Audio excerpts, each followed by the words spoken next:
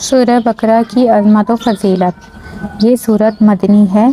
इमाम बुखारी ने हज़रत आयशा की रिवायत से बयान किया है कि सूरह बकरा और सूरह निसा के नुज़ूल के वक्त मैं हुज़ूर सल्लल्लाहु अलैहि वसल्लम के पास ही थी।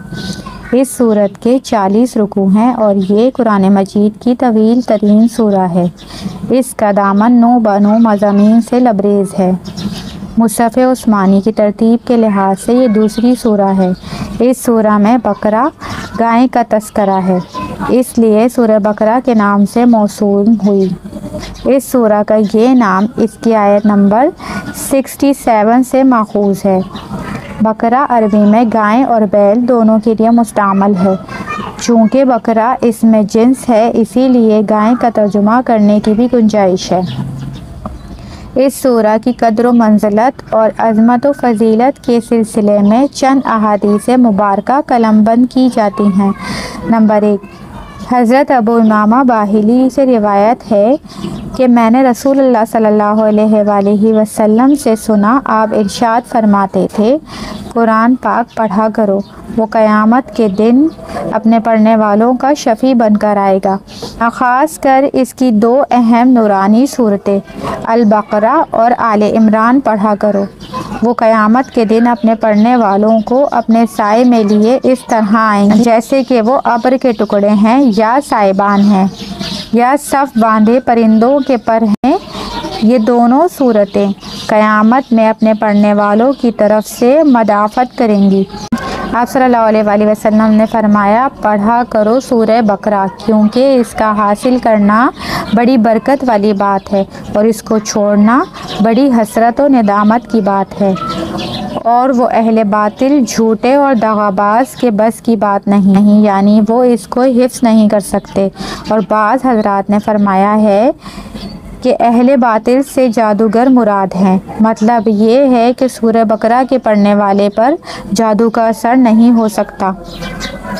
नंबर 2, हज़रत अबू हुरैरा से रिवायत है कि रसूलुल्लाह सल्लल्लाहु अलैहि वसल्लम ने फरमाया, अपने घरों को मकबरे ना बना लो, यानी जिस तरह कब्रस्तानों में ज़िक्र तिलावत नहीं करते और इसकी वजह से कब्रस्तानों की फ़िज़ा ज़िक्र व तिलावत के अनवार व असरार से खाली रहती है, तुम इस तरह अपने घरों को ना बना, बल्कि घरों को ज़िक्र व तिलावत से मामूर रखा करो। और जिस घर में ख़ास कर सूरह बकरा पढ़ी जाए, इस घर में शयातीन नहीं आ सकता। हज़रत अबू हुरैरा से रिवायत है कि रसूलुल्लाह सल्लल्लाहु अलैहि वसल्लम ने फरमाया, हर चीज़ का एक बुलंद हिस्सा होता है और कुरान का बुलंद हिस्सा सूरह बकरा है। इसमें एक आयत है जो कुरान की सब आयतों की सरदार है, वो आयतल कुर्सी है। जिस घर में पढ़ी जाएगी, इसमें से शयातीन ज़रूर भाग जाएगा। सूरह बकरा को सबसे बड़ी सूरा होने के एतबार से कुरान का बुलंद हिस्सा फरमाया, नेज़ इस एतबार से भी इसका अहकाम कसीर तादाद में मज़कूर है। और यूँ भी कहा जा सकता है कि इसमें जहाद का हुक्म है, जिससे रफ़त और बुलंदी हासिल होती है। वल्लाहु आलम।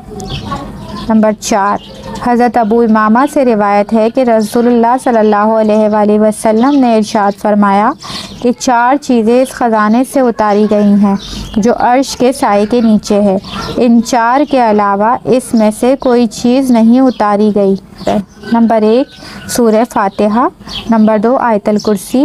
नंबर 3, सूरह बकरा की आखिरी 2 आयत। नंबर 3, सूरह कौसर। रसूलुल्लाह सल्लल्लाहु अलैहि वसल्लम ने फरमाया, सूरह बकरा सनामुल कुरान और ज़रवतुल कुरान है। सनाम और ज़रवा हर चीज़ के आला व अफजल हिस्से को कहा जाता है। हज़रत अब्दुल्ला बिन मसूद ने फरमाया, सूरह बकरा की 10 आयत ऐसी हैं कि अगर कोई शख्स इनको रात में पढ़ ले तो इस रात को जिन शयातीन घर में दाखिल ना होगा और इसके अहलो अयाल को इस रात में कोई आफत, बीमारी, रंजो गम वग़ैरह नागवार चीज़ पेश ना आएगी। और अगर ये आयत किसी मजनून पर पढ़ी जाएं तो इसको अफाका हो जाएगा। वो 10 आयत ये हैं, 4 आयत शुरू सूरह बकरा की, फिर 3 आयत दरमियानी यानी आयतल कुर्सी और इसके बाद 2 आयतें, फिर आखिरी सूरह बकरा की 3 आयत, इनको पढ़कर अगर किसी मजनून पर फूंका जाए तो अल्लाह के हुक्म से वो भी ठीक हो जाएगा।